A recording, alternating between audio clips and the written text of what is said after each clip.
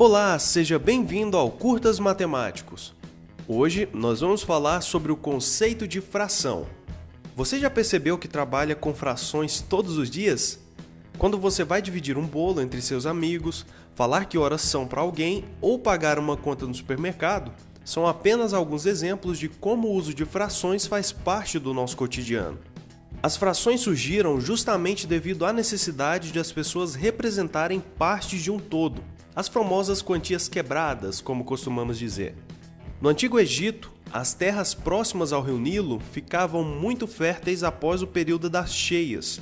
Para dividir os lotes de plantação, os agrimensores utilizavam uma corda que tinha uma unidade de medida marcada. Eles então verificavam quantas vezes aquela unidade de medida cabia no perímetro do terreno. Porém, na maioria das vezes, a medida não dava uma quantidade exata da unidade de medida da corda.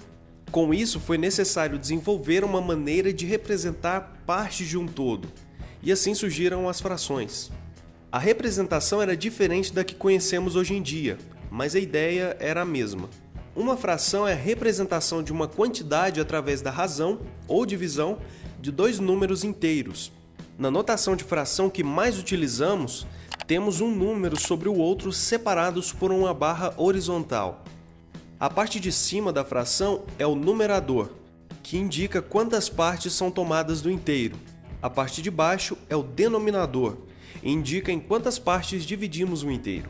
Por exemplo, se dividirmos uma pizza em 4 pedaços e retirarmos um desses pedaços, retiramos uma fração de 1/4 dessa pizza. Veja que o denominador 4 representa o número de pedaços em que a pizza foi dividida, e o número 1 mostra o número que foi retirado. Da mesma forma, podemos representar a parte da pizza que restou por uma fração, que nesse caso é 3/4.